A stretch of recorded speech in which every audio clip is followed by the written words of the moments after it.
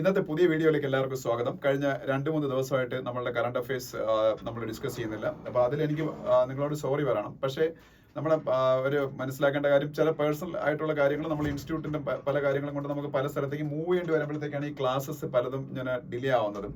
അപ്പം ഞാനത് പിന്നീട് കമ്പൈൻഡ് ആയിട്ട് എടുക്കാൻ ശ്രമിക്കാറുണ്ട്. പക്ഷേ ഈ വീക്കിൽ എനിക്ക് തോന്നുന്നു എല്ലാ ദിവസവും എനിക്ക് ക്ലാസ്സസ് എടുക്കാൻ പറ്റുമെന്ന് തോന്നുന്നു, എക്സെപ്റ്റ് ഓൺ ഫ്രൈഡേ. അപ്പം മാക്സിമം റെഗുലർ ആവാൻ ശ്രമിക്കാം. മനഃപൂർവ്വം ചെയ്യുന്നതല്ല, മനഃപൂർവ്വം സ്കിപ്പ് ആവുന്നതല്ല. ചില ദിവസങ്ങൾ ഔട്ട് ഓഫ് സ്റ്റേഷൻ ഒക്കെ ആയിട്ടുള്ള ദിവസങ്ങൾ എടുക്കാൻ പറ്റാത്തതാണ്. ഓക്കെ, നമുക്ക് ഇന്നത്തെ ന്യൂസ് പേപ്പർ നോക്കാം. First news, MLAs return as Champai government faces floor test today. Champai government അധികാരത്തിൽ എങ്ങനെയാണ് വന്നതെന്നൊക്കെ നിങ്ങൾക്ക് അറിയാം. ചമ്പായി സോറനാണ് പുതിയ ചീഫ് മിനിസ്റ്റർ. കാര്യം, ഒരു കറപ്ഷൻ കേസിൽ പഴയ ഹേമന്ത് സോറൻ ജയിലിൽ പോയതുകൊണ്ടാണ് ചമ്പായി സോറൻ അവിടെ ചീഫ് മിനിസ്റ്റർ ആവുന്നത്. സ്വാഭാവികമായിട്ട് അത് കഴിയുമ്പോൾ ഗവർണർ പറയും ഫ്ലോർ ടെസ്റ്റ് നടത്തണമെന്ന്, അതായത് ഭൂരിപക്ഷം തെളിയിക്കാൻ പറയും. അപ്പൊ ഭൂരിപക്ഷം തെളിയിക്കുന്ന ദിവസമാണെന്ന്. അപ്പൊ അതുമായിട്ട് ബന്ധപ്പെട്ട ഒരു ന്യൂസ് ആണ് കാണുന്നത്. പിന്നെ അതിലൊരു ന്യൂസ്, ഇവരെല്ലാവരും ബിർസ മുണ്ട എയർപോർട്ടിലാണ് വന്ന് ഇറങ്ങുന്നത്. അറിഞ്ഞിരിക്കുക, ബിർസ മുണ്ട എയർപോർട്ട്, ജാർഖണ്ഡിന്റെ ക്യാപിറ്റലായ റാഞ്ചിയിലെ എയർപോർട്ടിന്റെ പേരാണ് ബിർസ മുണ്ട എയർപോർട്ട്. ഏതെങ്കിലും എക്സാമിനൊക്കെ ചോദിക്കാം എവിടെയാണെന്ന്.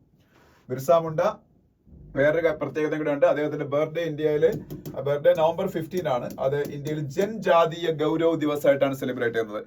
ജൻജാതീയ ഗൗരവ് ദിവസ്. അദ്ദേഹം ഒരു ട്രൈബൽ ഐക്കണാണ്. ഏതാണ്ട് 20 വയസ്സും കണ്ടുള്ളപ്പോഴത്തേക്ക് ബ്രിട്ടീഷുകാരോട് പൊരുതി മരിച്ചുപോയ ഒരു യുവാവ് ആയിരുന്നു, ട്രൈബൽ യുവാവ്. അദ്ദേഹത്തിന്റെ ഓർമ്മയ്ക്കാണ് ഈ ജൻജാതീയ ഗൗരവ് ദിവസ് ആയിട്ട് നവംബർ 15 അദ്ദേഹത്തിന്റെ ബർത്ത്ഡേ സെലിബ്രേറ്റ് ചെയ്യുന്നത്. പിന്നെ US UK hit Houthi targets in Yemen എന്നൊരു ന്യൂസ് കാണാം.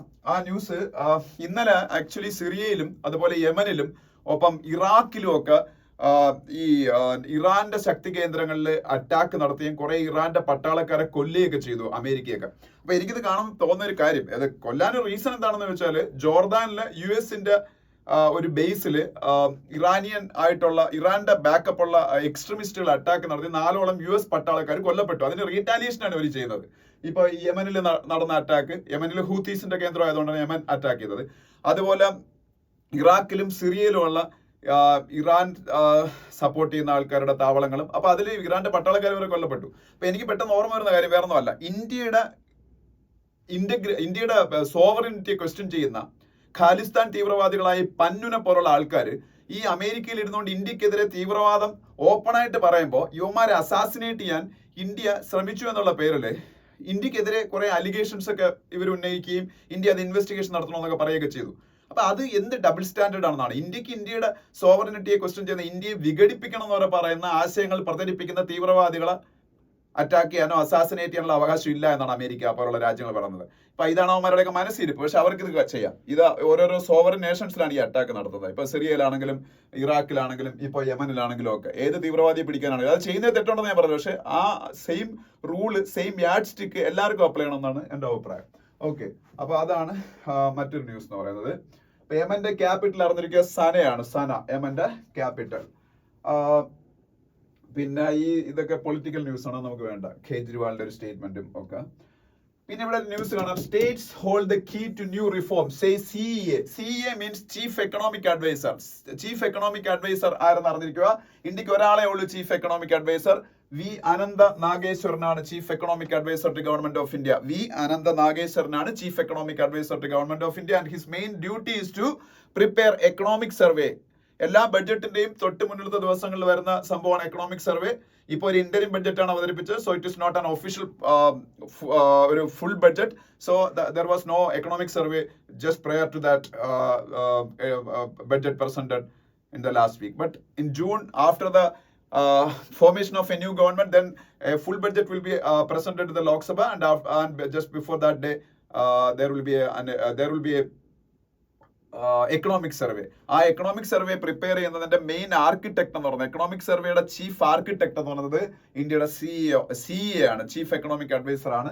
അത് അനന്ത നാഗേശ്വരനാണ്. ഇനി നെക്സ്റ്റ് പേജിലേക്ക് നമ്മൾ പോകുന്നത്. നെക്സ്റ്റ് പേജിലേക്ക് പോകുമ്പോൾ സ്റ്റേറ്റ്സ് പേജ് ആണ്. അവിടെ നിങ്ങൾക്ക് അജിത് പവാറിന്റെ ഒരു ഫോട്ടോ കാണാം. മഹാരാഷ്ട്രയുടെ ഡെപ്യൂട്ടി ചീഫ് മിനിസ്റ്റർമാരിൽ ഒരാളാണ്. മഹാരാഷ്ട്രയ്ക്ക് 2 ഡെപ്യൂട്ടി ചീഫ് മിനിസ്റ്റർ ഉണ്ട്, അജിത് പവാർ ആൻഡ് ദേവേന്ദ്ര ഫഡ്നാവിസ്. അപ്പം വേറെ ഒന്നും ഈ പേജിൽ പറയാനില്ല, ഫുൾ പൊളിറ്റിക്കൽ ന്യൂസുകളാണ്. അതിന്റെ അടുത്ത പേജ് പോകുമ്പോൾ അവിടെയും കൂടുതൽ ഇത് തന്നെയാണ് അവസ്ഥ, പൊളിറ്റിക്കൽ ന്യൂസുകളാണ്. പ്രൈം മിനിസ്റ്റർ മോഡിയുടെ ഒരു അസാം റോഡ് ഷോ ഒക്കെ കാണാം. അതിൻ്റെ അകത്ത് നിങ്ങൾ കൂടെ കാണുന്ന ഇത് ഹിമാന്ത ബിശ്വ ശർമ്മയാണ്. Himanta Biswa Sharma is the chief minister of Assam. Himanta Biswa Sharma is the chief minister of Assam. അവിടെ കാമാക്യ ടെമ്പിൾ എന്ന് പറയുന്ന ഒരു ടെമ്പിളില് കേന്ദ്രീകരിച്ച് ഒരു കോറിഡോർ ഒക്കെ ഉണ്ടാക്കുന്നുണ്ട്. ഇപ്പൊ കാശി വിശ്വനാഥ് ടെമ്പിൾ കോറിഡോർ ഒക്കെ ഉണ്ടാക്കിയത് പോലെ. ഇതിന് ഞാൻ ഇത് പറയാൻ കാര്യം, കാമാക്യ ടെമ്പിൾ എവിടെയാണ് എന്ന് അറിഞ്ഞിരിക്കുക.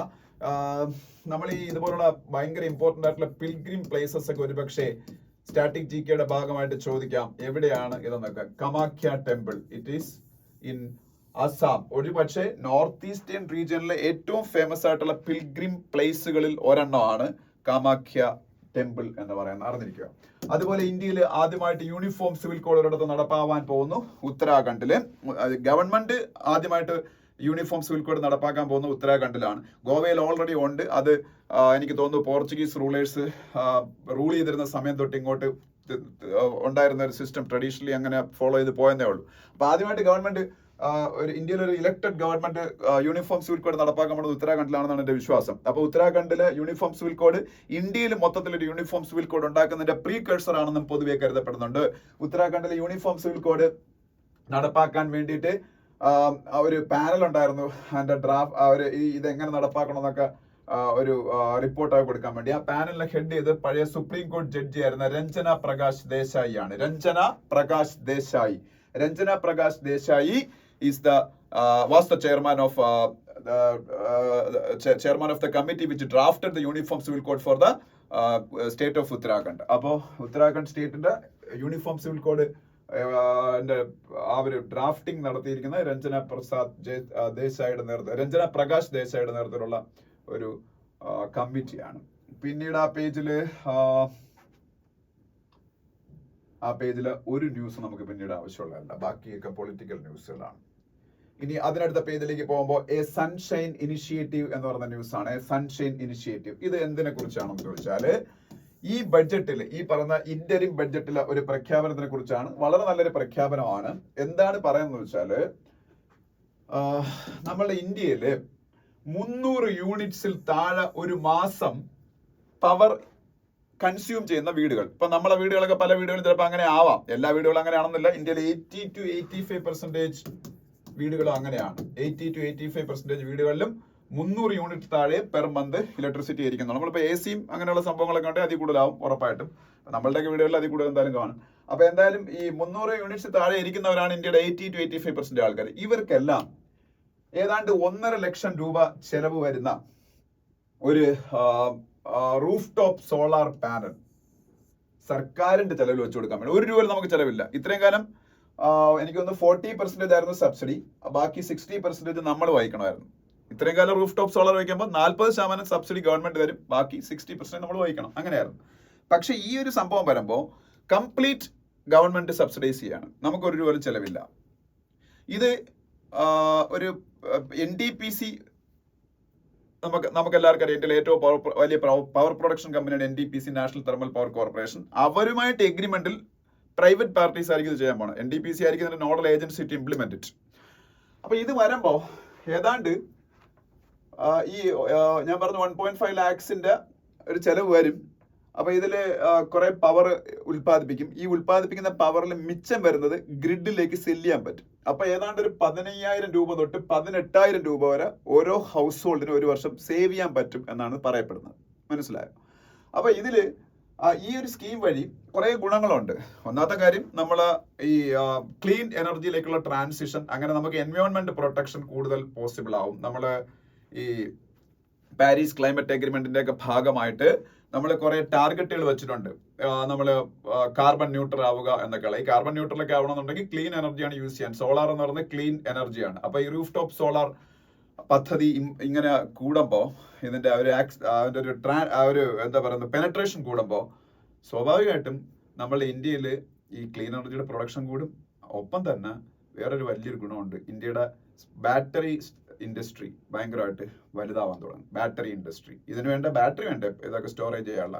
അപ്പൊ ആ ബാറ്ററി ഇൻഡസ്ട്രി ബിഗർ ആവും. അങ്ങനെ കുറെ ഗുണങ്ങളുണ്ട്. അതിനെക്കുറിച്ചാണ് ഇതിൽ പറഞ്ഞേക്കുന്നത് ഈ ഒരു എഡിറ്റോറിയൽ. അപ്പൊ നിങ്ങളത് വായിക്കുക. അതെന്തോ ആ സ്കീമിനൊരു പേരുണ്ട്, എന്തോ ഒരു prime ministers Suryoday something Yojana എന്നാണ്. അത് ഇതിനകത്തുണ്ടോ എന്ന് അറിഞ്ഞൂടാ.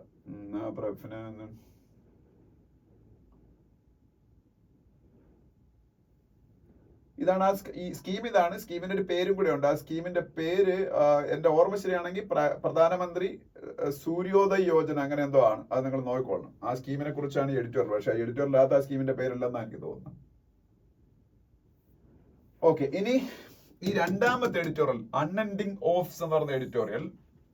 ഈ എഡിറ്റോറിയൽ ആക്ച്വലി ഇത് ശ്രീലങ്കയിലെ മീൻപിടുത്തക്കാർ അനുഭവിക്കുന്ന ചില പ്രശ്നങ്ങളെ കുറിച്ചാണ്. ശ്രീലങ്കയിലല്ല, തമിഴ്നാട്ടിലെ മീൻപിടുത്തക്കാർ അനുഭവിക്കുന്ന ചില പ്രശ്നങ്ങളെ കുറിച്ചാണ്. ഈ തമിഴ്നാട്ടിലെ മീൻപിടുത്തക്കാർ പലപ്പോഴും ഈ പാക് സ്ട്രേറ്റിൽ മീൻ പിടിക്കുമ്പോൾ, ഇന്ത്യയും ശ്രീലങ്കയും തമ്മിൽ വേർതിരിക്കുന്ന കടലിടുക്കാണല്ലോ പാക് സ്ട്രേറ്റ്. അവിടെ മീൻ പിടിക്കുമ്പോൾ പലപ്പോഴും ഇന്റർനാഷണൽ വാട്ടേഴ്സ് ക്രോസ് ചെയ്ത് ശ്രീലങ്കയുടെ ഏരിയയിൽ പോകുന്നുണ്ട്. അപ്പൊ ശ്രീലങ്കക്കാർ എന്ത് ചെയ്യുമെന്ന് വെച്ചാൽ ഇവരെ പിടിച്ചോണ്ട് പോകും, അറസ്റ്റ് ചെയ്ത് ജയിലിലൊക്കെ ആക്കും. പിന്നീട് അത് ഡിപ്ലോമാറ്റിക് ലെവലിലൊക്കെ ടേക്കപ്പ് ചെയ്യുമ്പോഴത്തേക്കാണ് അവരെ പലപ്പോഴും തിരിച്ചുവിടുന്നത്. അപ്പൊ തിരിച്ചുവിടുമ്പോഴത്തേക്ക് ഇവരുടെ ഭയങ്കര വില പിടിച്ച ഫിഷ് പിടിക്കാനുള്ള നെറ്റ്, അവരുടെ ബോട്ട്സ് എല്ലാം അവർ പിടിച്ചു വെച്ചേക്കായിരിക്കും. അത് കുറെ കാലം കഴിഞ്ഞ് ഇവർ തിരിച്ചുവിടുമ്പോഴത്തേക്കും അത് യൂസ് ചെയ്യാൻ പറ്റാത്ത കണ്ടീഷനിൽ നശിച്ചു പോവുകയൊക്കെ ചെയ്യുന്നുണ്ട്. അപ്പം ടൈം ബോണ്ടായിട്ട് ഈ പ്രോബ്ലം ഉണ്ടാവാതെ, ഈ ടൈം ബോണ്ടായിട്ട് ഈ പ്രോബ്ലം പരിഹരിക്കാനും ഒക്കെയുള്ള നടപടികൾ ഗവൺമെന്റ് ഓഫ് ഇന്ത്യയും ശ്രീലങ്കൻ ഗവൺമെന്റും ചേർന്ന് ചെയ്യണമെന്നൊക്കെ ആവശ്യപ്പെടുന്ന ഒരു എഡിറ്റോറിയലാണ്. ഇതാണ് രണ്ടാമത്തെ എഡിറ്റോറിയൽ. ഇപ്പൊ ശ്രീലങ്കയിലെയും ഇന്ത്യയിലെയും ആൾക്കാർക്കിടയിലെ ഒരു പ്രശ്നമാണ്, എസ്പെഷ്യലി തമിഴ്നാടിന്റെയും ശ്രീലങ്കയിലെ ഇടയിലെ ഒരു പ്രശ്നമാണ് ഈ പറഞ്ഞ ഫിഷർമെന്നിന്റെ അറസ്റ്റ് എന്ന് പറഞ്ഞത്. പലപ്പോഴും ഫിഷർമെൻ ക്രോസ് ചെയ്ത് പോയിട്ട് തന്നെയാണ് അവർ അറസ്റ്റ് ചെയ്യുന്നത്, അത് വേറെ കാര്യം. അപ്പൊ എന്തായാലും അതാണ് രണ്ടാമത്തെ എഡിറ്റോറിയൽ. ഇനി അടുത്ത പേജിലേക്ക് പോവാം. ഈ പേജ് നമുക്ക് വേണ്ട. അതിനടുത്ത page text and context page. ഉത്തരാഖണ്ഡിലെ യൂണിഫോം സിവിൽ കോഡിനെ കുറിച്ച് കൂടുതൽ മനസ്സിലാക്കണം എന്നുള്ള ആൾക്കാർ ഈ പേജിൽ ഈ ആർട്ടിക്കിൾ വായിച്ചു നോക്കുക. യൂണിഫോം സിവിൽ കോഡിനെ കുറിച്ച് പറഞ്ഞ ഇന്ത്യൻ കോൺസ്റ്റിറ്റ്യൂഷനിലെ ആർട്ടിക്കിൾ ഏതാണ്? ആർട്ടിക്കിൾ 44. യൂണിഫോം സിവിൽ കോഡിനെ കുറിച്ച് പറയുന്ന ഇന്ത്യൻ കോൺസ്റ്റിറ്റ്യൂഷനിലെ ആർട്ടിക്കിൾ 44. ഇന്ത്യയുടെ കോൺസ്റ്റിറ്റ്യൂഷന്റെ അകത്ത് ഡയറക്റ്റീവ് പ്രിൻസിപ്പിൾസിന്റെ അകത്ത് വ്യക്തമായിട്ട് എഴുതി വെച്ചിട്ടുണ്ട് ഇന്ത്യയിലെ യൂണിഫോം സിവിൽ കോഡ് നടപ്പാക്കണം എന്ന്. പക്ഷേ ഡയറക്റ്റീവ് പ്രിൻസിപ്പിളിന്റെ പ്രത്യേകത അത് സ്ട്രിക്ട്ലി കോടതി വഴി എൻഫോഴ്സബിൾ ഒന്നും അല്ല. അതായത് ഗവൺമെന്റുകൾക്ക് താല്പര്യം ഉണ്ടെങ്കിൽ ഇംപ്ലിമെന്റ് ചെയ്യാനുള്ള കുറെ ഡയറക്ഷൻസ്, മാർഗനിർദ്ദേശക തത്വങ്ങൾ എന്നല്ലാണ് അറിയപ്പെടുന്നത് തന്നെ. മാർഗനിർദ്ദേശങ്ങൾ മാത്രമാണ്. അപ്പൊ ഇപ്പോഴത്തെ ഗവൺമെന്റിന് നടപ്പാക്കാൻ താല്പര്യമുണ്ടെന്ന് തോന്നുന്നു. അതുകൊണ്ട് യൂണിഫോം സിവിൽ കോഡ് ഒരു പക്ഷേ ഇന്ത്യയിൽ നടപ്പായേക്കാം, മുഴുവൻ ഇന്ത്യയിൽ. ആർട്ടിക്കിൾ 44 ഓഫ് ഇന്ത്യൻ കോൺസ്റ്റിറ്റ്യൂഷൻ ആണ് അത് പറയുന്നത്. ഇനി നമുക്ക് ന്യൂസ് പേജിലേക്ക് പോകുമ്പോൾ ഇവിടെ നമുക്ക് ആവശ്യമുള്ള എന്തെങ്കിലും ഉണ്ടോ നോക്കാം. Moscow Indian embassy staff are held in UP on espionage charge. അതിലൊന്നും കൂടുതൽ ഡീറ്റെയിൽ ആയിട്ടൊന്നും പറയാനില്ല. രാജ്യദ്രോഹം, ചാരപ്രവർത്തനം, ഇതൊക്കെ ഒരു ഇന്ത്യയുടെ മോസ്കോ എംബസിയിലുള്ള ഒരു സ്റ്റാഫ് ചെയ്തു എന്ന പേരിലാണ് അയാൾ അറസ്റ്റ് ചെയ്തിരിക്കുകയാണ്. പിന്നെ താഴോട്ട് വരുമ്പോൾ ED ഫയൽസ് കംപ്ലൈന്റ്, അതുപോലെ ഇല്ല, അതൊന്നും നമുക്ക് ആവശ്യമുള്ളല്ല. French electronics major Thales to expand strategic collaborations with India എന്നൊരു ന്യൂസ് കാണാം. ഫ്രാൻസിലെ ഒരു ഇലക്ട്രോണിക്സ് കമ്പനിയാണ് തെയിൽസ്. അവർ ഇന്ത്യയിൽ കുറെ പ്രവർത്തനങ്ങൾ നടത്താൻ പോകുന്നു. അതിന്റെ കുറെ ന്യൂസുകളെ കൂടെ കാണാം. അപ്പൊ ഇതിൽ ഇന്ത്യ ഇങ്ങനെ വായിച്ചു പോകുമ്പോൾ നമുക്ക് കാണാൻ പറ്റുന്ന ഒരു കാര്യം എന്ന് വെച്ചാൽ റാഫേൽ M എന്ന് പറയുന്ന ഒരു ഫൈറ്റർ എയർക്രാഫ്റ്റ് ഇന്ത്യ വാങ്ങാൻ പോയാണ് ഫ്രാൻസിന്റെ. റാഫേൽ നമ്മൾ ഓൾറെഡി വാങ്ങിയിട്ടുണ്ട്, നമുക്കറിയാം. ഇന്ത്യ വാങ്ങിയിട്ടുള്ള ഒരു MMRCA ആണ് റാഫേൽ എന്ന് പറയുന്ന medium multi role combat aircraft. MMRCA medium multi role combat aircraft. അത് നമ്മൾ ഫ്രാൻസിന് തന്നെയാണ് വാങ്ങിയത്. അപ്പൊ ഇനി India is again going to buy Rafale M. Rafale M is the naval version of Rafale aircraft. So India is going to use those aircrafts in our new aircraft carrier ship INS Vikrant. INS Vikrant recent ആയിട്ട് നമ്മൾ launch ചെയ്ത നമ്മളെ കൊച്ചി കപ്പൽ നിർമ്മാണശാലയിൽ ഉണ്ടാക്കിയ, Cochin ship യാർഡിൽ ഉണ്ടാക്കിയ aircraft carrier ഷിപ്പാണ് INS Vikrant. അതിന്റെ അകത്ത് കുറെ എയർക്രാഫ്റ്റുകൾ വേണ്ടേ, അതുകൊണ്ടല്ലേ ഞാൻ എയർക്രാഫ്റ്റ് കാരിയർ ഷിപ്പ് എന്ന് വിളിക്കുന്നത്. അപ്പൊ അതിന് നേവൽ വെർഷൻ, അതായത് നേവിയുടെയാണ് ഈ ഷിപ്പ്. അപ്പൊ അതിൽ ഉപയോഗിക്കുന്ന പ്ലെയിനുകൾ നേവൽ വെർഷൻ ആയിരിക്കണം. അപ്പൊ അത് ആണ് റാഫേൽ M എന്നറിയപ്പെടുന്നത്. അത് നമ്മൾ മിക്കവാറും ഉടനെ ഫ്രാൻസിൽ നിന്ന് വാങ്ങും. അതിനെക്കുറിച്ചുള്ള ന്യൂസാണ്. അതിനെക്കുറിച്ചുള്ള ന്യൂസും ഇതിൻ്റെ അകത്തുണ്ട്. ഓക്കെ, പിന്നെ അതിനടുത്ത പേജ് പോകുന്നു. അതിനടുത്ത പേജ് പോകുമ്പോൾ ഞാൻ നേരത്തെ പറഞ്ഞ അനന്ത നാഗേശ്വരനുമായിട്ട് ഒരു ഇന്റർവ്യൂ കാണാം. Anantha Nageswaran is the chief economic adviser to government of India and he's elaborating on different schemes of government of India. അതിൽ PM ഗരീബ് കല്യാൺ അന്ന യോജനയെ കുറിച്ച് പറയുന്നുണ്ട്. PM ഗരീബ് കല്യാൺ അന്ന യോജന. PM ഗരീബ് കല്യാൺ അന്ന യോജന എന്താണ്? ഇന്ത്യയിലെ 85 crores വരുന്ന BPL ആൾക്കാർക്ക് അബ്സല്യൂട്ട്ലി ഫ്രീ ഓഫ് കോസ്റ്റ് ആയിട്ട് ഫുഡ് ഗ്രെയിൻസ് ഇപ്പോൾ കൊടുത്തോണ്ടിരിക്കുകയാണ് റേഷൻ കടയിൽ നിന്ന്. വീറ്റും റൈസും ഒക്കെ ഫ്രീ ആണ് കംപ്ലീറ്റ്ലി നമ്മളുടെ BPL കാർഡ് ഹോൾഡേഴ്സിന്. ആ സ്കീമിനെയാണ് പ്രധാനമന്ത്രി ഗരീബ് കല്യാൺ അന്ന യോജന എന്നറിയപ്പെടുന്നത്. അതുപോലെ ഇവിടോട്ട് വരുമ്പോൾ ഉദയ് എന്ന് പറയുന്ന ഒരു സ്കീമിനെ കുറിച്ച് പറഞ്ഞിട്ടുണ്ട്. ഉദയ് ഫുൾ ക്യാപിറ്റൽ ലെറ്റേഴ്സ് ആണ്. ഉജ്വൽ ഡിസ്കോം അഷുറൻസ് യോജന എന്നാണ് ആ സ്കീമിന്റെ പേര്. ഉജ്വൽ ഡിസ്കോം. ഉജ്വൽ എന്ന് പറയുന്നത് ഇതാണ്. ഉജ്വൽ ഡിസ്കോംസ് എന്ന് പറഞ്ഞാൽ പവർ ഡിസ്ട്രിബ്യൂഷൻ കമ്പനീസിനെയാണ് ഡിസ്കോംസ് എന്ന് പറയുന്നത്. Ujwal discom assurance Yojana. അതായത് പവർ ഡിസ്ട്രിബ്യൂഷൻ കമ്പനീസ്, ഈ ഡിസ്കോംസ് എന്നറിയപ്പെടുന്ന companies is in a big financial stress because of their own deeds.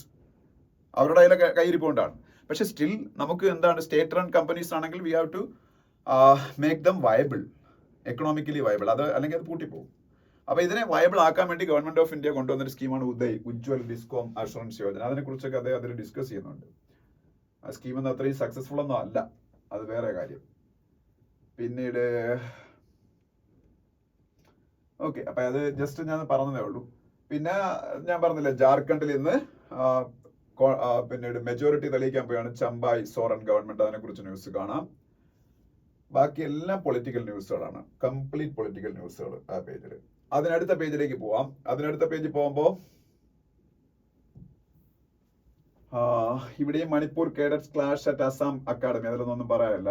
പിന്നെ India will have a modern justice system say Shah എന്നൊരു ന്യൂസ് കാണാം. ഇന്ത്യയുടെ ഹോം മിനിസ്റ്റർ അമിത് ഷാ പുതിയ ഇന്ത്യയുടെ ക്രിമിനൽ ജസ്റ്റിസ് ലോസിനെ കുറിച്ച് സംസാരിച്ചിരിക്കുകയാണ്. പുതിയ ഇന്ത്യയുടെ ക്രിമിനൽ ലോസ് നമുക്കറിയാമല്ലോ, Bharatiya Nyaya Sanhita in place of Indian penal code, the Bharatiya Nagarik Suraksha Sanhita in place for criminal procedure code CRPC and Indian evidence ആക്ടിന് പകരം എന്താണ് ഭാരതീയ സാക്ഷ്യ അധിനിയം.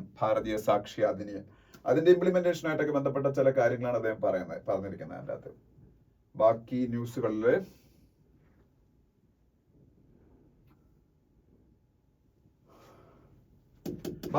ഒരു വലിയ ന്യൂസ്, ഈ സി എന്ന് പറഞ്ഞ നമ്മുടെ ചാനൽ ഉണ്ടല്ലോ, അവരും സോണിയും കൂടെ മെർജ് ചെയ്യാൻ തീരുമാനിച്ചത്. പക്ഷെ സോണി ആ മെർജിങ് ഈ ഇടയ്ക്ക് പിന്മാറി. അതുമായിട്ട് ബന്ധപ്പെട്ട ഒരു കേസ് ഇപ്പൊ NCLT-യിലുണ്ട്. NCLT നാഷണൽ കമ്പനി ലോ ട്രിബ്യൂണലിന്റെ അകത്ത്. ആ കേസിനെ കുറിച്ചൊരു ന്യൂസാണത്. സിയും സോണിയും തമ്മിലുള്ള മെർജിങ്. പക്ഷെ ആ മെർജിങ്ങിന് സോണിയാണ് പിന്മാറിയത് കേട്ടോ. അപ്പൊ അതുമായിട്ട് ബന്ധപ്പെട്ട കേസൊക്കെ ആദ്യം NCLT-യിലാണ് പോകുന്നത്, നാഷണൽ കമ്പനി ലോ ട്രൈബ്യൂണൽ. അതിനെ കുറിച്ചൊരു ന്യൂസ് അവിടെ കാണാം. അത് കഴിഞ്ഞ് അതിനടുത്ത പേജിലേക്ക് പോകുമ്പോൾ നമീബിയ എന്ന് പറയുന്ന രാജ്യം ആഫ്രിക്കയിലുണ്ട്. Namibia is an African country. നിങ്ങൾക്കൊക്കെ അറിയാം, നിങ്ങളെ കേട്ടുള്ളതാണ്. നമീബിയയുടെ പ്രസിഡന്റ് അദ്ദേഹം എന്തായാലും മരിച്ചുപോയി. അത് ജസ്റ്റ് അറിഞ്ഞിരിക്കുക. നമീബിയയുടെ ഇൻഡിപെൻഡൻസ് സ്ട്രഗിളിലൊക്കെ ഉണ്ടായിരുന്ന ആളാണ് ഹേഗ് ഗെയിൻഗോ. അദ്ദേഹം നമീബിയയുടെ പ്രസിഡന്റ് ആയിരുന്നു, സിറ്റിംഗ് പ്രസിഡന്റ് ആയിരുന്നു. പക്ഷെ അദ്ദേഹം മരിച്ചുപോയി. അതുപോലെ നമുക്ക് വേണ്ട ഒരു വേറെ news, Russian cosmonaut sets new record for the most time in സ്പേസിൽ ഏറ്റവും കൂടുതൽ കാലം ചെലവഴിച്ച ആള്. അതായത് ഒറ്റ തവണയായിട്ട് ചെലവഴിച്ച ആളല്ല, cumulative. He travel to space many times. അപ്പോൾ ആ ക്യുമുലേറ്റീവ് ആയിട്ട് അദ്ദേഹത്തിന്റെ മൊത്തം സ്പെൻഡ് ചെയ്ത പീരീഡ് എടുത്താൽ he's the man who spend maximum time in the space. He's A Russian cosmonaut. അത് കോസ്മോനോട്ട് എന്ന് ഞാൻ പറഞ്ഞിട്ടുണ്ട്. നമ്മളുടെ ബഹിരാകാശ സഞ്ചാരികൾ അമേരിക്കക്കാർ, ഇംഗ്ലീഷിലെ ആസ്ട്രോനോട്ട്സ് എന്നാണ് പറയുന്നത്. അമേരിക്കക്കാർ മാത്രമല്ല, പൊതുവെ ആസ്ട്രോനോട്ട്സ് എന്നാണ് പറയുന്നത്. പക്ഷേ റഷ്യക്കാരെ ബഹിരാകാശ സഞ്ചാരികളെ കോസ്മോനോട്ട്സ് എന്നാണ് പറയുന്നത്. അതിന്റെ കാര്യം, റഷ്യയുടെ ബഹിരാകാശ ഏജൻസിയുടെ പേര് റോസ് കോസ്മോസ് എന്നാണ്. ഈ റോസ് കോസ്മോസ് സെൻഡ് ചെയ്യുന്ന ആൾക്കാരെയാണ് കോസ്മോനോട്ട്സ് എന്ന് പറയുന്നത്. He's A cosmonaut. അദ്ദേഹത്തിന്റെ പേര് ഒലക് കൊനനെൻകോ എന്നാണ്. KONONENKO. റഷ്യക്കാരനാണ്. ഇദ്ദേഹമാണ് സ്പേസിൽ ഏറ്റവും കൂടുതൽ കാലം ചെലവഴിച്ചത്. പിന്നെ താഴോട്ട് വരുമ്പോൾ ഞാൻ പറഞ്ഞില്ലേ, US ഇറാന്റെ പല കേന്ദ്രങ്ങളെയും പല രാജ്യങ്ങളായിട്ട് ആക്രമിച്ചുകൊണ്ടിരിക്കുന്നതിനെ കുറിച്ചുള്ള ന്യൂസാണ്. ഞാൻ ഓൾറെഡി പറഞ്ഞത് അത്. പിന്നീട് താഴോട്ടുള്ള ന്യൂസുകൾ നമുക്ക് വലിയ ആവശ്യമുള്ളതൊന്നുമല്ല. ശ്രീലങ്കയുടെ പ്രസിഡന്റ് അവിടുത്തെ ഫിനാൻഷ്യൽ ക്രൈസിസ് ഗ്രാജുവലി ഈസ് ചെയ്യുന്നതായിട്ട് പറഞ്ഞിരിക്കുന്നു. ശ്രീലങ്കയുടെ പ്രസിഡന്റ് ആരാണ്? റാനിൽ വിക്രമസിംഗെ. ശ്രീലങ്കയുടെ പ്രസിഡന്റ് റാനിൽ വിക്രമസിംഗെ പറഞ്ഞിരിക്കുക അവിടുത്തെ ഫിനാൻഷ്യൽ ക്രൈസിസ് ഗ്രാജുവലി ഈസ് ചെയ്യുന്നത്. ശ്രീലങ്കയുടെ ഫിനാൻഷ്യൽ ക്രൈസിസ് ഗ്രാജുവലി ഈസ് ചെയ്യുന്നെങ്കിൽ ഒൺലി ബിക്കോസ് ഓഫ് ഇന്ത്യയാണ്. Mainly because of, not only because of India. അത് ഫാക്ച്വലി തെറ്റാണ്. മെയിൻലി ബിക്കോസ് ഓഫ് ഇന്ത്യ എന്ന് പറയണം. ഇന്ത്യയാണ് ഏറ്റവും കൂടുതൽ അവർക്ക് ഹെൽപ്പ് കൊടുത്തത്. അത് കഴിഞ്ഞിട്ട് ചൈനീസ് ഡെറ്റ് ട്രാപ്പ് ആണ് അവരുടെ main reason for their financial miseries. But still China didn't give them the maximum help. India ആണ് അവർക്ക് ഏറ്റവും കൂടുതൽ ഹെൽപ്പ് കൊടുത്തത്. പക്ഷേ നാളെ ഇന്ത്യയുടെ ശത്രുവായിരിക്കും ശ്രീലങ്ക. അത് സംശയമില്ലാത്ത കാര്യമാണ്. അവന്മാരെല്ലാവരും ഒരു കാലം കഴിഞ്ഞ് ആവശ്യങ്ങൾ കഴിയുമ്പോൾ ഇന്ത്യക്ക് എതിരെ ശത്രുത കാണിക്കും, ഈ ചൈനക്കാരെന്ന് വീണ്ടും പൈസ വാങ്ങിക്കൊണ്ട്. അതാണല്ലോ ഇപ്പൊ മാൽദീവ്സ് ചെയ്തത്. പിന്നെ ഡേവിസ് കപ്പ് എന്ന് പറയുന്ന പുരുഷന്മാരുടെ ടീം ടെന്നീസ് ചാമ്പ്യൻഷിപ്പിൽ പാകിസ്ഥാനെ തോൽപ്പിച്ച് ഇന്ത്യ വേൾഡ് സ്റ്റേജിൽ കയറി. ഡേവിസ് കപ്പ് എന്താണെന്ന് അറിഞ്ഞിരിക്കുക, പുരുഷന്മാരുടെ ടീം ടെന്നീസ് ചാമ്പ്യൻഷിപ്പ് ആണ്. പിന്നെ ക്രിക്കറ്റിൽ ഇന്ത്യയും ഇംഗ്ലണ്ട് തമ്മിലുള്ള ടെസ്റ്റ് നടന്നുകൊണ്ടിരിക്കുന്നു, അതിനെക്കുറിച്ചൊന്നും ഇപ്പൊ നമ്മൾ പറയേണ്ട ആവശ്യമില്ല. പിന്നെ യൂറോപ്പിലെ ഫുട്ബോൾ ലീഗുകളെ കുറിച്ച് ഉള്ള ന്യൂസ് കാണാം. യൂറോപ്പിലെ ഫുട്ബോൾ ലീഗുകൾ മെയിൻ ആയിട്ട് നമ്മൾ ഏതൊക്കെയാണ്? ഇംഗ്ലീഷ് പ്രീമിയർ ലീഗ് ഇംഗ്ലണ്ടിലെ, La Liga Spanish, Serie A ഇതിനെയൊക്കെ കുറിച്ചുള്ള ന്യൂസുകളുണ്ട്. പിന്നെ ഇന്ത്യയുടെ ഒരു ടെന്നീസ് സ്റ്റാർ ആണ് അങ്കിത റൈന. ഒരിക്കൽ ഒരു ബാങ്ക് ടെസ്റ്റ് ചോദിച്ചാൽ കണ്ടിട്ടുണ്ട്. അങ്കിത റൈന ഏത് ഗെയിമുമായിട്ട് ബന്ധപ്പെട്ടാണ്? ടെന്നീസുമായിട്ടാണ് അങ്കിത റൈന. നമുക്ക് ടെന്നീസിൽ പെമ്പിളരുടെ പേര് ആകെപ്പാടെ അറിയാവുന്ന സാനിയ മിർസയാണ്. അവർ റിട്ടയർ ആയി. ഈ അങ്കിത റൈനയൊക്കെ പഠിച്ചു വെച്ചേക്കുക. ഇനി നെക്സ്റ്റ് പേജ് പോകുമ്പോൾ രഞ്ജി ട്രോഫിയെ കുറിച്ചൊരു ന്യൂസും കാണാം. രഞ്ജി ട്രോഫി എന്താണ്? ഇന്ത്യയുടെ നാഷണൽ ടെസ്റ്റ് ഫോർമാറ്റിൽ ഇന്ത്യയുടെ നാഷണൽ ക്രിക്കറ്റ് ചാമ്പ്യൻഷിപ്പ് ആണ് രഞ്ജി ട്രോഫി. അത് ഏറ്റവും കൂടുതൽ തവണ വിൻ ചെയ്തിട്ടുള്ളായിരുന്നു അറിഞ്ഞിരിക്കുക മുംബൈയാണ്. ഏറ്റവും കൂടുതൽ തവണ മോർ ദാൻ 35 ടൈംസ്, അതായത് എക്സാക്ട് എനിക്ക് നമ്പർ ഓർമ്മയില്ല, but more than 35 times Ranji trophy അവർ വിൻ ചെയ്തിട്ടുണ്ട് മുംബൈ. കേരളം ഒരു തവണ അവർ വിൻ ചെയ്തിട്ടില്ല. നല്ല സെമി ഫൈനലിൽ പോലും കേരളം വന്നിട്ടില്ല. ഒരിക്കൽ ക്വാർട്ടറിലും കണ്ടു വന്നിട്ടുണ്ട്. ഓക്കെ, അപ്പൊ ഇനി നമ്മള് അടുത്ത ന്യൂസ് പേപ്പറിലേക്ക് പോയാണ്. ഞാൻ ഇതാ ഈ ന്യൂസ് ആണ് പറഞ്ഞത്. 40 killed in US air strikes in Iraq, Syria എന്നൊരു ന്യൂസ് കാണാം. ഇത് ആണ് ഞാൻ പറഞ്ഞത്. ഓരോ ഈ ഇറാഖ്, സിറിയ ഇവരെല്ലാം സോവറൻ നേഷൻസ് ആണ്, പരമാധികാര രാജ്യങ്ങളാണ്. അവിടെയാണ് കയറി US അറ്റാക്ക് നടത്തുന്നത്. ഞാൻ ആ അറ്റാക്കിനെ കൂടുതൽ ക്രിട്ടിസൈസ് ചെയ്യുന്നില്ല. ഞാൻ പറഞ്ഞില്ലേ, ഇത് ഒരു രാജ്യത്തിന്റെ സെക്യൂരിറ്റി താല്പര്യങ്ങൾ സംരക്ഷിക്കപ്പെടാൻ വേണ്ടി അവർക്ക് അങ്ങനെ ഈ ലിമിറ്റഡ് അറ്റാക്സ് ഒക്കെ നടത്താം. ഇൻ മോഡേൺ വേൾഡിൽ അങ്ങനെ ഉണ്ടാക്കി വെച്ചിട്ടുണ്ട് US ഒക്കെ തന്നെ. പക്ഷെ അവർ മറ്റ് ഡെവലപ്പിംഗ് നേഷൻസ് അത് ചെയ്യുമ്പോൾ അതിന് അവരെതിർക്കുന്നു, ഇന്ത്യ പോലുള്ള രാജ്യങ്ങൾ. അതാണ് ഡബിൾ സ്റ്റാൻഡേർഡ് എന്ന് പറയുന്നത്. പിന്നെ ഇന്ത്യയിൽ ഭാരതരത്ന കഴിഞ്ഞ 2 ആഴ്ചക്കകം 2ാമത് വ്യക്തി കിട്ടിയിരിക്കുകയാണ്. LK അദ്വാനി, BJPയുടെ ഏറ്റവും വലിയ സ്റ്റാൾവാർട്ട് ലീഡർ. ഇന്ന് BJP ഇന്ത്യയിൽ എന്താണോ, ഏത് ലെവലിലേക്ക് വളർന്നോ അതിന്റെ മെയിൻ റീസൺ, BJPക്ക് അത്രയും വളർച്ച ഉണ്ടാക്കിയതിന്റെ മെയിൻ റീസൺ ലാൽ കൃഷ്ണ അദ്വാനി എന്ന് പറഞ്ഞ ഇന്ത്യയുടെ ഡെപ്യൂട്ടി പ്രൈം മിനിസ്റ്റർ ആയിട്ട് വരെ എത്തിയ ആളാണ്. വാജ്പേയി പ്രധാനമന്ത്രി ആയെങ്കിലും ഇന്ത്യയിൽ യഥാർത്ഥത്തിൽ BJPയിൽ കൂടുതൽ അർഹൻ അദ്വാനിയായിരുന്നു. കാര്യം അദ്വാനി ഒരു പാർട്ടി വളർത്തിയ ആളാണ്, അതിന് അർഹനെങ്കിൽ തീർച്ചയായിട്ടും അദ്വാനിയായിരുന്നു. പക്ഷെ അദ്ദേഹത്തിന് ഒരിക്കലും ആ പൊസിഷനിൽ വരാൻ പറ്റില്ല. 2014 ആ പൊസിഷനിലേക്ക് അദ്ദേഹം വരാൻ ശ്രമിച്ചപ്പോൾ അദ്ദേഹത്തിന് ഔട്ട്ഗ്രോ ചെയ്തുകൊണ്ട് മോഡി വരികയാണ് ചെയ്തത്. അപ്പോൾ എന്തായാലും BJPയുടെ സ്റ്റാൾവാർട്ട് പൊളിറ്റീഷ്യൻ, ഇപ്പോഴും ജീവിച്ചിരിക്കുന്ന ആളുമായ അദ്വാനിക്ക് ഭാരതരത്ന കിട്ടി. പലപ്പോഴും മരിക്കുമ്പോഴാണ് ആൾക്കാർക്ക് ഭാരതരത്ന കിട്ടുന്നത്. അതുകൊണ്ടാണ് എടുത്തു പറഞ്ഞത് ജീവിച്ചിരിക്കുന്ന ആളെന്ന്. കർപ്പൂരി താക്കൂർ എന്ന് പറഞ്ഞ OBC ലീഡറിന് കിട്ടി നമുക്കറിയാം. അത് പക്ഷേ അദ്ദേഹം പോസ്റ്റ്മസിലാണ് കൊടുത്തേക്കുന്നത്, അത് മരിച്ചതിന് ശേഷമാണ്.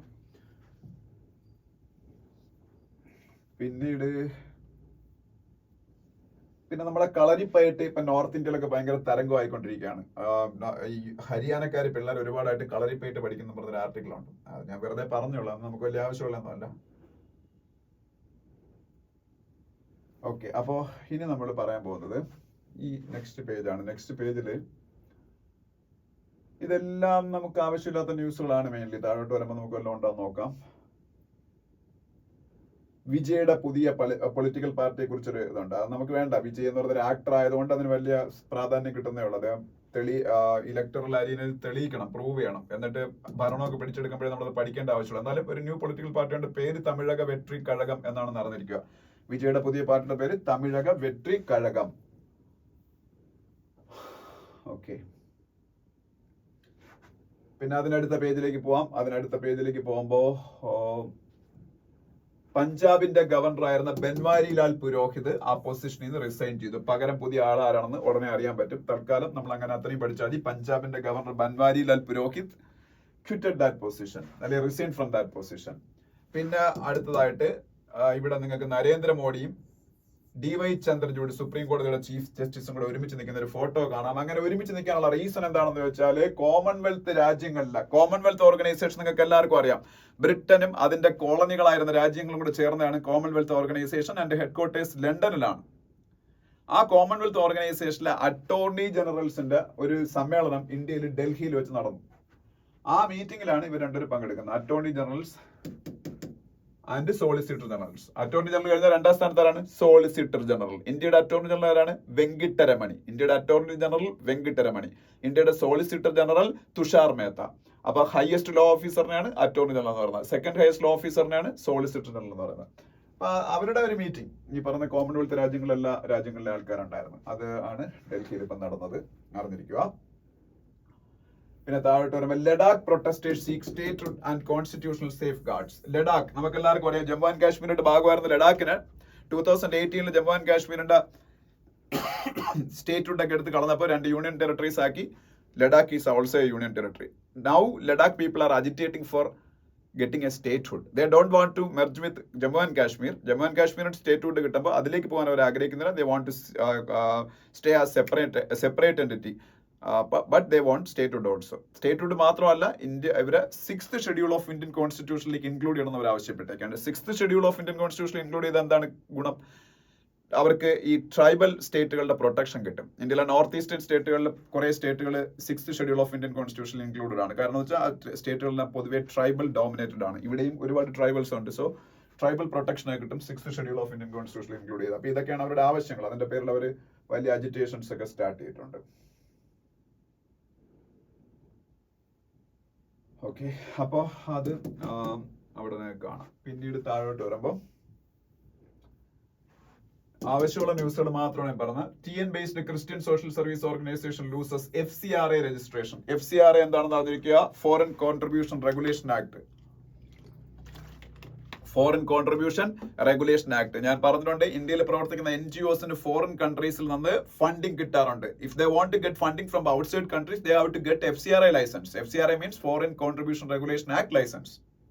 ഓക്കെ, ആ FCRA ലൈസൻസ് കിട്ടിയോണ്ട് മാത്രം കാര്യമില്ല. FCRA ലൈസൻസ് കിട്ടിക്കഴിഞ്ഞാൽ അവർക്ക് കുറെ പ്രൊസീജിയേഴ്സ് ഉണ്ട്, എല്ലാ വർഷവും അവർ ഫോളോ ചെയ്യേണ്ട. അത് പ്രോപ്പർലി ഫോളോ ചെയ്തില്ലെങ്കിൽ FCRA ലൈസൻസ് ലൂസ് ആവും. ഓക്കെ, അങ്ങനെ ഒരുപാട് പേർക്ക് FCRA ലൈസൻസ് നഷ്ടപ്പെടുന്നുണ്ട്. പിന്നെ നിങ്ങൾക്ക് ഇവിടെ MGNREGS സ്കീമിനെ കുറിച്ച് ഒരു ന്യൂസ് കാണാം. വെസ്റ്റ് ബംഗാളില് MGNREGS ഫണ്ടൊന്നും ഇപ്പൊ സെൻട്രൽ ഗവൺമെന്റ് കൊടുക്കുന്നില്ല. കാര്യം വെസ്റ്റ് ബംഗാളിൽ MGNREGS സ്കീമിൽ വ്യാപകമായിട്ടുള്ള ഇറഗുലാരിറ്റീസ് ഉണ്ടായി, അത് കറപ്ഷൻ ഉണ്ടായി. അപ്പൊ അതുകൊണ്ട് ഇപ്പം അത് ബ്ലോക്ക് ചെയ്ത് വെച്ചേക്കാം. അപ്പൊ അതുമായിട്ട് ബന്ധപ്പെട്ട ഒരു ന്യൂസ് ആണ്. MGNREGS means Mahatma Gandhi national rural employment guarantee scheme. Mahatma Gandhi national rural employment guarantee scheme. It is applicable only four rural areas. People from rural areas will get 100 days of assured employment under the scheme and an assured wage. അതാണ് ഈ scheme എന്ന് പറയുന്നത്, Mahatma Gandhi national rural employment guarantee scheme. അപൂർവ ചന്ദ്ര ഇന്ത്യയുടെ പുതിയ INB health secretary ആയിട്ട് appointed ആയിരിക്കുന്നു.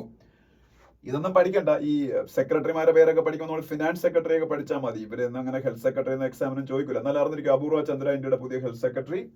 INB എന്ന് പറഞ്ഞാൽ ഇൻഫർമേഷൻ ആൻഡ് ബ്രോഡ്കാസ്റ്റിംഗ്. അതിന്റെ സെക്രട്ടറി സഞ്ജയ് ജാജു. പിന്നെ വേറെ കുറെ സെക്രട്ടറിമാരുടെ പേര് എൻ്റെ അകത്തുണ്ട്, ഞാൻ അതൊന്നും പറയുന്നില്ല. പിന്നെ താഴോട്ട് വരുമ്പോ ഇല്ല, ബാക്കി ന്യൂസ് ഒക്കെ പൊളിറ്റിക്കൽ ന്യൂസുകൾ ആ പേജില്. അതിനടുത്ത പേജിൽ പോകുമ്പോ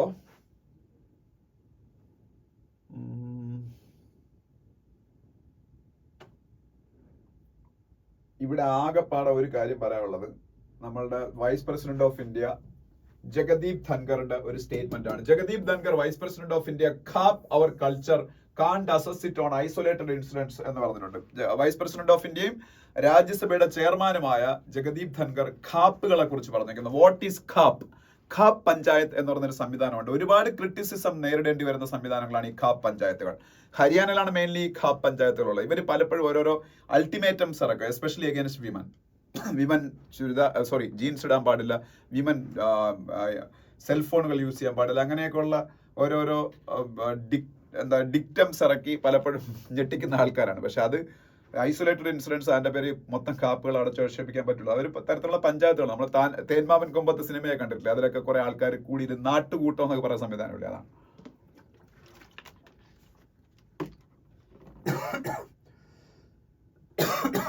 നെക്സ്റ്റ് പേജിൽ പോകുമ്പോ സൗത്ത് കൊറിയയുടെ പ്രസിഡന്റിന്റെ ഫോട്ടോ നിങ്ങൾക്ക് കാണാം. South Korean president Yoon Suk Yeol ആണ്. Yoon Suk Yeol, YEOL. ഇതിന്റെ എല്ലാം ഒരു ഹൈഫൻ ഉണ്ട്. Yoon Suk Yeol, president of South Korea. സൗത്ത് കൊറിയയുടെയാണ്, നോർത്ത് കൊറിയയുടെ അല്ല, അറിഞ്ഞിരിക്കുക. പിന്നെ ചൈനയുടെയും ഫിലിപ്പൈൻസിന്റെ ഇടയിൽ സൗത്ത് ചൈന സീയിലെ തർക്കങ്ങൾ ഇപ്പോഴും വീണ്ടും കൂടിക്കൊണ്ടിരിക്കുന്നു. സൗത്ത് ചൈന സീ, ദക്ഷിണ ചൈന കടലില് ചൈനയ്ക്കും ഫിലിപ്പൈൻസിന്റെ ഇടയിൽ കുറെ തർക്കങ്ങളുണ്ട്. അതുമായിട്ട് ബന്ധപ്പെട്ട ന്യൂസ് ആണത്. പിന്നെ ഞാൻ നേരത്തെ പറഞ്ഞ പോലെ US ഇറാൻ ലിങ്ക്ഡ് ആയിട്ടുള്ള ഗ്രൂപ്പുകൾ ഇറാഖിലും സിറിയയിലും ഒക്കെ അറ്റാക്ക് ചെയ്യുന്നതിനെ കുറിച്ച് ന്യൂസ് ഉണ്ട്.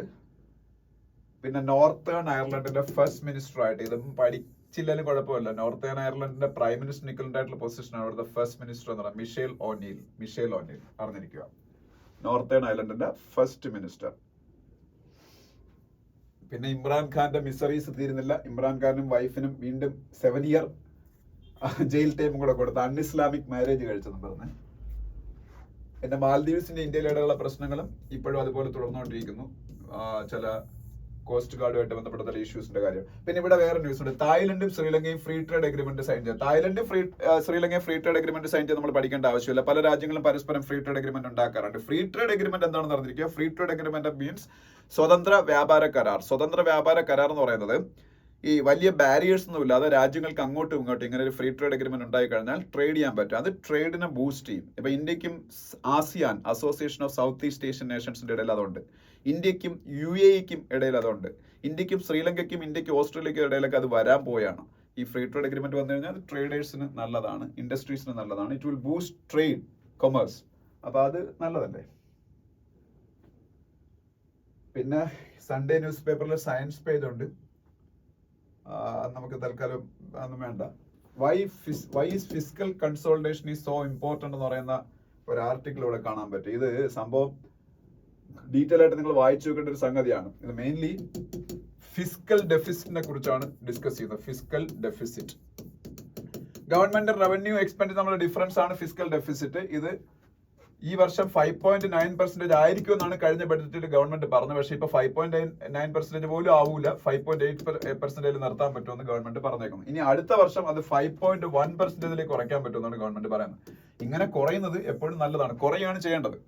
കുറയുമ്പോഴേ ഇന്ത്യയുടെ റേറ്റിംഗ് ഇമ്പ്രൂവ് ആവുള്ളൂ. ഇന്ത്യയുടെ റേറ്റിംഗ് ഇമ്പ്രൂവ് ആയാലേ ഇന്ത്യക്ക് ലോ ഇൻട്രസ്റ്റ് റേറ്റിൽ പൈസ കടം മേടിക്കാൻ പറ്റും. പൈസ കടം മേടിച്ചല്ലേ പറ്റുള്ളൂ. കാര്യം എന്താണ്, ഇന്ത്യക്ക് ഇത്രയും ഫിസ്ക്കൽ ഡെഫിസിറ്റ് ആണ്. ഇത്രയും ടോട്ടൽ GDPയുടെ 5.8% ഈ വർഷം നമുക്ക് കടം മേടിച്ചേ പറ്റൂ. ഇവിടെ ടോട്ടൽ GDPയുടെ അടുത്ത വർഷം 5.1% കടം മേടിച്ചേ പറ്റൂ. ഡെഫിസിറ്റ് അല്ലേ. ഇപ്പൊ ഈ കടം മേടിക്കുമ്പോൾ നമുക്ക് ചുമ്മാ കടം തരുമോ? ഇൻട്രസ്റ്റ് ഇല്ലേ. ഈ ഇൻട്രസ്റ്റ് കുറഞ്ഞിരിക്കണമെങ്കിൽ നമ്മുടെ ഫിസ്ക്കൽ ഡെഫിസിറ്റ് കുറഞ്ഞു വരണം. ഫിസ്ക്കൽ ഡെഫിസിറ്റ് കൂടുതൽ പറഞ്ഞ അർത്ഥം ആ രാജ്യത്തിന്റെ എക്കണോമി അത്ര റിലയബിൾ അല്ലെന്ന്. അപ്പം കൂടുതലായിട്ട് അവർ ഭയങ്കര വലിയ റേറ്റിനായിരിക്കും ഇൻട്രസ്റ്റ് ഒക്കെ നമുക്ക് ലോണൊക്കെ തരുന്നത്. അപ്പം അതൊക്കെ കുറെ കാര്യങ്ങൾ ഇതിനകത്ത് പറയുന്നുണ്ട്. അപ്പം താല്പര്യമുള്ളവരത് വായിച്ചു നോക്കുക. പിന്നെ താഴോട്ട് വരുമ്പോൾ ഡിസ്പ്യൂട്ട് ഓവർ വാരണാസി മധുര മോസ്ക് എന്നൊരു ന്യൂസ് കാണാം. വാരണാസിയിലെ ഗ്യാൻവാബി മോസ്ക്, മധുരയിലെ ഷാഹി ഈദ്ഗാ മോസ്ക്, ഈ രണ്ട് മോസ്കുകളുടെയും പേരിൽ ഇന്ത്യയിൽ വീണ്ടും തർക്കങ്ങൾ വന്നിരിക്കുകയാണ്. പ്ലേസസ് ഓഫ് വർഷിപ്പ് ആക്ട് അവിടെ റിഡൻഡന്റ് ആവുന്നു. പ്ലേസ് ഓഫ് വർഷിപ്പ് ആക്ട് അനുസരിച്ച് 1947 August 15 എന്തായിരുന്നു ഒരു വർഷിപ്പിംഗ് പ്ലേസിന്റെ സ്റ്റാറ്റസ്, അത് ആ ഒരു സ്റ്റാറ്റസ് കോ മെയിൻറ്റെയിൻ ചെയ്യണമെന്നാണ്. പക്ഷേ റിലീജിയസ് സ്റ്റാറ്റസ് 1947 August 15 എന്തായിരുന്നു എന്ന് പറഞ്ഞാൽ അത് ഹിന്ദുവിന്റെയും മുസ്ലിമിന്റെയും കൂടെ ഒരു മിക്സഡ് റിലീജിയസ് ക്യാരക്ടർ ആയിരുന്നു. അതുകൊണ്ട് തന്നെ അവിടെ പർട്ടിക്കുലർലി അത് മുസ്ലിം പള്ളിയാണെന്ന് പറയാൻ പറ്റൂല എന്നുള്ളൊരു വാദം കോടതികൾ അംഗീകരിച്ചതുകൊണ്ടാണ് ഈ പ്ലേസ് വർഷിപ്പ് ആക്ട് ഉണ്ടായിരുന്നിട്ടും ഈ ഗ്യാൻവാബി മോസ്കിലും ഷാഹി ഈദ്ഗാ മോസ്കിലും ഒക്കെ ഈ പറഞ്ഞ പ്രൊസീഡിങ്സ് മുന്നോട്ട് കൊണ്ടുപോകാൻ പറ്റുന്നത്. അതിനെക്കുറിച്ച് ഒരു ആർട്ടിക്കിൾ, അതൊക്കെ വായിച്ചു നോക്കുമ്പോൾ നമുക്ക് കുറച്ച് വിവരം വയ്ക്കും. താല്പര്യമുള്ളവർ വായിച്ചു നോക്കുക. പിന്നെ ഇവിടെ ചമ്പായ് സോറൻ, പുതിയ ചീഫ് മിനിസ്റ്റർ ഓഫ് ജാർഖണ്ഡിനെ കുറിച്ച് ഒരു ആർട്ടിക്കിൾ ഉണ്ട്. പുള്ളിയെ കുറിച്ച് കൂടുതൽ മനസ്സിലാക്കാൻ താല്പര്യമുള്ളവർ വായിച്ചു നോക്കുക. പിന്നെ മുകളിലേക്ക് വരുമ്പോൾ ഇവിടെ ഇത് നമ്മൾ വായിക്കേണ്ട ഇറാന്റെ ആർമി ചീഫിനെ കുറിച്ചാണ്. ഇറാന്റെ ആർമി ചീഫിനെ കുറിച്ച് നമ്മൾ വായിക്കേണ്ട ആവശ്യമൊന്നുമില്ല.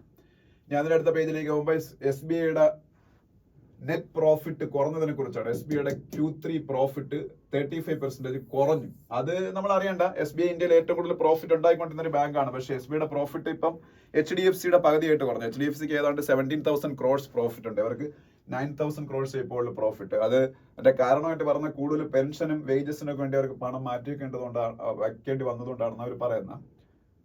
അപ്പൊ എന്തായാലും അതൊക്കെ നടന്നിരിക്കും. അതുപോലെ GST അപ്പലേറ്റ് ട്രിബ്യൂണൽസ് ജൂലൈ ഓഗസ്റ്റോടുകൂടി സ്ഥാപിക്കപ്പെടും എന്ന് പറയപ്പെടുന്നു. GST റിലേറ്റഡ് ആയിട്ടുള്ള ഡിസ്പ്യൂട്ടുകൾ പരിഹരിക്കാൻ വേണ്ടിയിട്ട് വരുന്ന സ്പെഷ്യൽ കോർട്ടുകളാണ് GST അപ്പലേറ്റ് ട്രിബ്യൂണൽസ്. ഇത് GST ഉണ്ടായ കാലം തൊട്ടേ പറഞ്ഞാണ്. പക്ഷേ ഇപ്പോഴാണ് നമ്മുടെ നിയമം ഇന്ത്യയിൽ പാസ്സാക്കിയത്. Now it is going to become a reality. By July, August, India will get എനിക്ക് തോന്നുന്നത് അറൗണ്ട് 50-30 അങ്ങനെയാണ് GST ട്രിബ്യൂണൽസ് വരാൻ പോകുന്നത്. അത് ഈ കേരളത്തിലുണ്ടോ 1-2 GST ട്രിബ്യൂണൽസ്. ഒന്ന് തിരുവനന്തപുരം കേന്ദ്രമൊക്കെ, ഒന്ന് എറണാകുളത്തുമാണെന്ന് തോന്നുന്നു. അപ്പോൾ GST ട്രിബ്യൂണൽസ് ഇത് പറഞ്ഞേക്കുന്ന ആളുടെ പേര് സഞ്ജയ് മൽഹോത്ര. സഞ്ജയ് മൽഹോത്രയാണ് ഇന്ത്യയുടെ റവന്യൂ സെക്രട്ടറി. കാര്യം ഇത് ഫിനാൻസ് മിനിസ്ട്രിയായിട്ട് ബന്ധപ്പെട്ട സെക്രട്ടറിമാരുടെ പേര് പഠിച്ചു വെച്ചേക്കണം. ഞാൻ പറഞ്ഞ ഫിനാൻസ് സെക്രട്ടറി, അതുപോലെ റവന്യൂ സെക്രട്ടറി, ഇവരെല്ലാം ഫിനാൻസ് മിനിസ്ട്രിയുടെ സെക്രട്ടറിമാരാണ്. അപ്പൊ ഇന്ത്യയുടെ റവന്യൂ സെക്രട്ടറിയാണ് സഞ്ജയ് മൽഹോത്ര.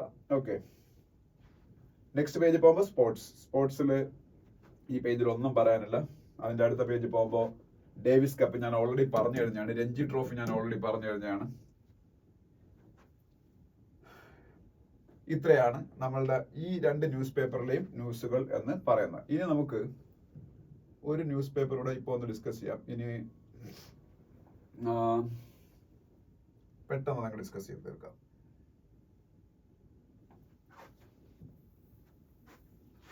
ഇതിലെ ഒരു ന്യൂസ് എന്ന് പറയുന്നത് ചമ്പായ് സോറൻ, അദ്ദേഹം 12th CM ഓഫ് ജാർഖണ്ഡ് ആയിട്ട് അധികാരമേറ്റു. അതിനെക്കുറിച്ചുള്ള ന്യൂസാണ്. അത് ഞാൻ ഓൾറെഡി പറഞ്ഞു കഴിഞ്ഞാണ്. ചമ്പായ് സോറൻ ഗവർണറിന്റെ മുമ്പിലാണ് സത്യപ്രതിജ്ഞ ചെയ്യേണ്ടത്.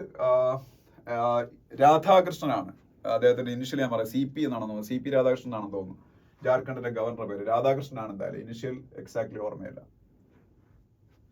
ഹൈക്കോടതി refuses Indian relief to Gyanvapi mosque. Gyanvapi മോസ്കിന്റെ കാര്യത്തിന് മുമ്പേ ഞങ്ങൾ പറഞ്ഞേ ഉള്ളൂ. Gyanvapi mosque is in Varanasi, adjacent to Kashi Vishwanath temple.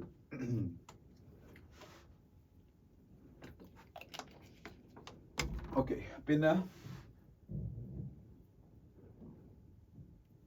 ഞാൻ ഈ നേരത്തെ പറഞ്ഞ ഉത്തരാഖണ്ഡിലെ final UCC uniform civil code report അവിടുത്തെ ചീഫ് മിനിസ്റ്ററിന് ഹാൻഡ് ഓവർ ചെയ്തു എന്നാണ് രഞ്ജന പ്രകാശ് ദേശായിയുടെ നേതൃത്വത്തിലുള്ള സമിതി. ചീഫ് മിനിസ്റ്റർ ഓഫ് ഉത്തരാഖണ്ഡ് ആരാണ്? പുഷ്കർ സിംഗ്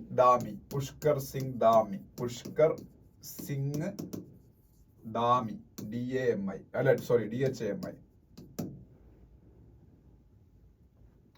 പിന്നെ സ്റ്റേറ്റ്സ് പേജിലേക്ക് പോകുമ്പോൾ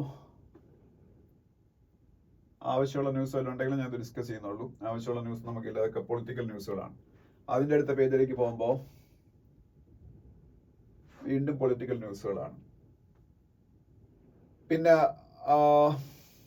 എഡിറ്റോറിയൽ, ആക്ച്വലി ഇത് 3 ദിവസം മുമ്പുള്ള പത്രമാണ്. അതുകൊണ്ട് എഡിറ്റോറിയൽ ഡീറ്റെയിൽ ആയിട്ട് ഡിസ്കസ് ചെയ്യേണ്ട ഇനിയിപ്പോൾ അതിന്റെ സമയം കഴിഞ്ഞു. പക്ഷെ സ്റ്റിൽ ഞാൻ പറഞ്ഞില്ല. ഈ പോപ്പുലേഷൻ പ്രയോറിറ്റീസ് എന്ന് പറഞ്ഞ എഡിറ്റോറിയൽ എന്തിനെ കുറിച്ചാണെന്ന് വെച്ചാൽ, ഇന്ത്യയിൽ ആക്ച്വലി സെൻസസ് നടക്കാത്ത ആദ്യത്തെ ഡെക്കേഡാണ് ഈ ഡെക്കേഡ്. പക്ഷേ ഈ ഇയറിൽ സെൻസസ് നടക്കും, അത് ഉറപ്പാണ്. ഈ വർഷം സെക്കൻഡ് ഹാഫ് ഓഫ് ദിസ് ഇയറിൽ ആഫ്റ്റർ ഇലക്ഷൻ നമ്മളുടെ സെൻസസ് നടക്കും. കാര്യം സെൻസസ് നടന്നേ പറ്റൂ. സെൻസസ് നടന്നാലേ ഡീലിമിറ്റേഷൻ എക്സർസൈസ് അവർക്ക് നടത്താൻ പറ്റും.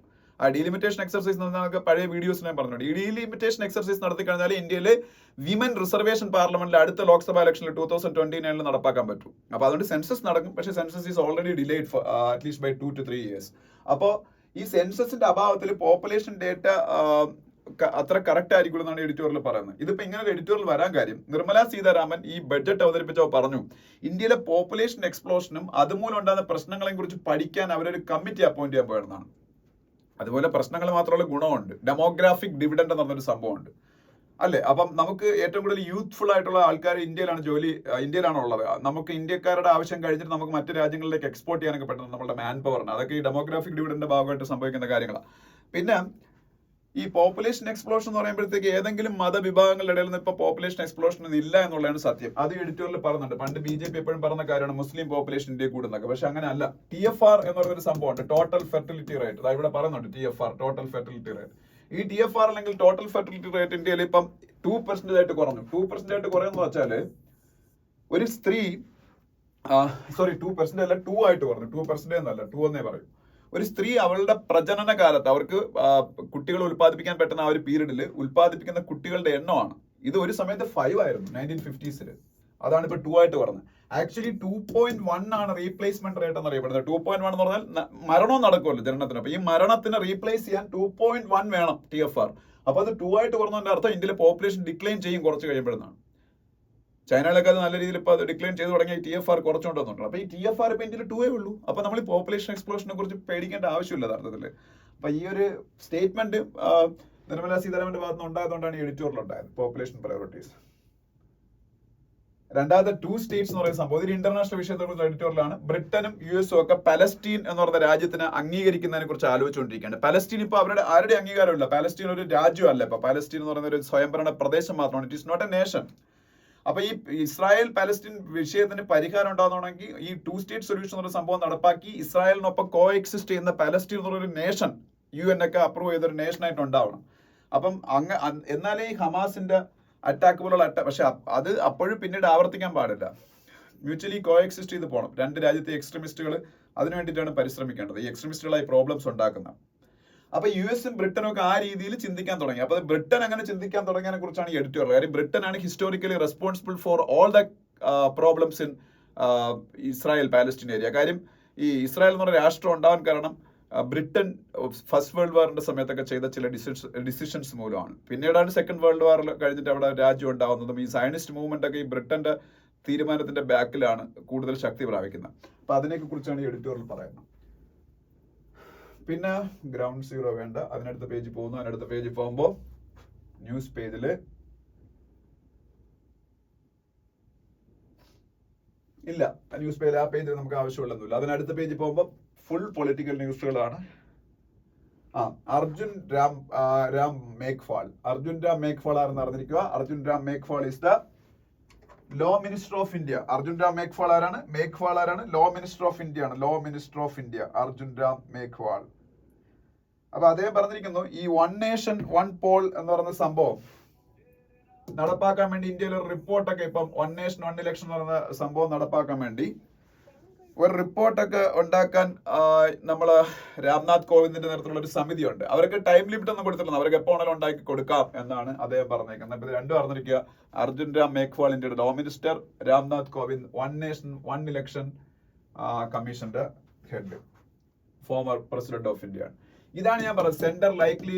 ഇതിനെ കുറിച്ചാണ് നമ്മൾ ഇന്നലത്തെ ഹിന്ദുവിൽ എഡിറ്റോറിയൽ ഡിസ്കസ് ചെയ്തത്. PM rooftop solar scheme. അതിന്റെ പേര് ഇവിടെ പറയുന്നുണ്ട്, പ്രധാനമന്ത്രി സൂര്യോദയ് യോജന. ഞാൻ അങ്ങനെ തന്നെയാണ് നിങ്ങൾ നേരത്തെ പറഞ്ഞത്, അങ്ങനെയാണ് പേരെന്ന് തോന്നുന്നത്. പ്രധാനമന്ത്രി സൂര്യോദയ് യോജന. ഇത് നടപ്പാക്കാൻ വേണ്ടിയിട്ടാണ് ഈ 300 യൂണിറ്റ് താഴെ ഇരിക്കുന്ന ആൾക്കാർക്ക് സോളാർ റൂഫ് ടോപ്പ് സോളാർ സർക്കാർ ഫ്രീ ആയിട്ട് വെച്ച് കൊടുക്കും. കേന്ദ്ര ഗവൺമെന്റാണ് ചെയ്യുന്നത്.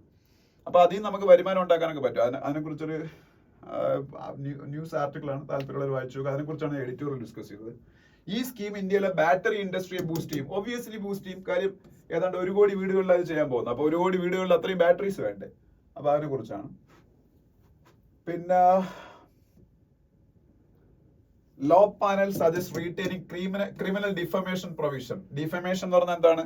അപകീർത്തിപ്പെടുത്തൽ. ഇപ്പൊ നിങ്ങൾ ആരെങ്കിലും മോശമായിട്ട് സമൂഹ മാധ്യമത്തിൽ അവഹേളിച്ചാൽ അതൊരു അപകീർത്തിപ്പെടുത്തലാണ്. അപ്പൊ അപകീർത്തിപ്പെടുത്തൽ ഇന്ത്യൻ പീനൽ കോഡിന്റെ അകത്ത് ഉള്ളതായിരുന്നു. അല്ല, അതിനുള്ള ശിക്ഷകളും അല്ല. അത് പുതിയ ഭാരതീയ ന്യായ സംഹിതയിലൊക്കെ വേണമെന്നാണ് ലോ പാനൽ സജസ്റ്റ് ചെയ്യുന്നത്. ലോ പാനൽ എന്ന് പറഞ്ഞാൽ law commission of India. Law commission of ഇന്ത്യയുടെ ചെയർപേഴ്സൺ ആണ് ഋതുരാജ് അവസ്ഥി. അതിനടുത്ത പേജിൽ പോകുമ്പോ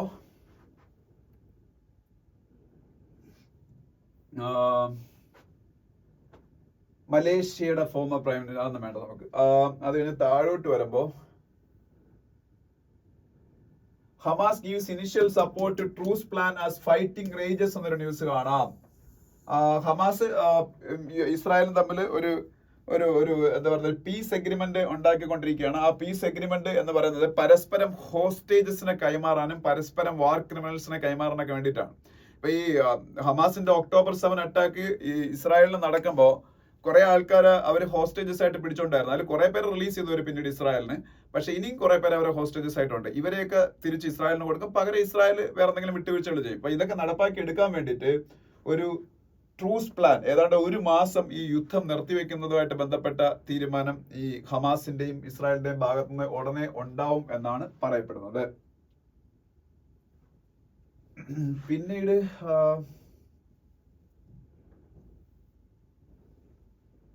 India will replace its military personnel by May 10 എന്നൊരു ന്യൂസ് കാണാം. മാൽദീവ്സാ പറഞ്ഞേക്കുന്നത്. മാൽദീവ്സിൽ ഉണ്ടായിരുന്ന ഇന്ത്യയുടെ മിലിറ്ററി പേഴ്സണൽസിനെ എത്രയും പെട്ടെന്ന് അവിടെ നിന്ന് റിമൂവ് ചെയ്യണം എന്നുള്ളതാണല്ലോ മാൽദീവ്സിന്റെ പ്രസിഡന്റ് മുഹമ്മദ് മൊയ്സുവിന്റെ ഏറ്റവും വലിയ ആവശ്യം. ആക്ച്വലി അവിടെ ഇവാക്വേഷൻ ഓപ്പറേഷനൊക്കെ വേണ്ടിയിട്ടാണ് നമ്മൾ ചെയ്തേക്കുന്നത്. നമ്മളവിടെ ഈ മിലിറ്ററിയുടെ ഒക്കെ ആംബുലൻസ് സർവീസും എല്ലാം ഉണ്ട് അതിനുവേണ്ടിയില്ല. പക്ഷെ അത് പട്ടാളക്കാരെ മാറ്റണം. അപ്പൊ നമ്മൾ ആലോചിച്ചുകൊണ്ടിരിക്കുന്ന പട്ടാളക്കാരെ മാറ്റിയിട്ട് സിവിലിയൻ ആൾക്കാരെയോ അല്ലെങ്കിൽ കോസ്റ്റ് ഗാർഡ് പോലുള്ള ആൾക്കാരെ ആരെങ്കിലും കൊണ്ടുവരാൻ വേണ്ടിയിട്ടുള്ളൊരു ശ്രമം ഇന്ത്യയുടെ ഭാഗത്തുനിന്ന് ഉണ്ടാവുന്നത്. അത് എന്താണെന്ന് ഇനി അറിയാൻ പറ്റുള്ളൂ. മാൽദീവ്സ് അത് അക്സെപ്റ്റ് ചെയ്തോ എന്നൊക്കെ അറിഞ്ഞുകൂടാ. എന്തായാലും May 10 ഇന്ത്യയുടെ മിലിറ്ററി പേഴ്സണൽസിനെ മാറ്റി പകരം എന്തായാലും സംവിധാനം വരും ഉറപ്പായിട്ടും. പിന്നെ പേടിഎം ബാൻ ചെയ്തതിനെ കുറിച്ചുള്ള ന്യൂസ് ഇവിടെ കാണാം. പേടിഎം ഉപഭോക്താക്കളൊക്കെ എല്ലാവരും ഉപഭോക്താക്കളും കച്ചവടക്കാരും എല്ലാം പേടിഎമ്മിൽ നിന്ന് മാറിക്കൊണ്ടിരിക്കുകയാണ്. പേടിഎം കുറെ ഫ്രോഡുകൾ കാണിച്ചെന്നാണ് പറഞ്ഞത്. ഈ IT സിസ്റ്റത്തിൽ കുറെ തകരാറുകളുണ്ട് പേടിഎമ്മിന്റെ. അതോടൊപ്പം തന്നെ Paytm actually RBI guide lines അനുസരിച്ച് അല്ല പ്രവർത്തിച്ച കുറെ തെറ്റുകൾ അതിലുണ്ടായിട്ടുണ്ട്. അതുപോലെ KYC no your customer norms ഒന്നും പ്രോപ്പർലി ഫോളോ ചെയ്തിട്ടില്ല. അതുകൊണ്ട് പേടിഎം പേയ്മെന്റ് ബാങ്ക് കംപ്ലീറ്റ്ലി മിക്കവാറും സ്റ്റോപ്പ് ആവാൻ ചാൻസ് ഉണ്ട്. അവരെ ലൈസൻസ് ക്യാൻസൽ ചെയ്യാൻ സാധ്യതയുണ്ട്. ലൈസൻസ് വരെയും ക്യാൻസൽ ചെയ്തിട്ടില്ല. പിന്നെ വേറെ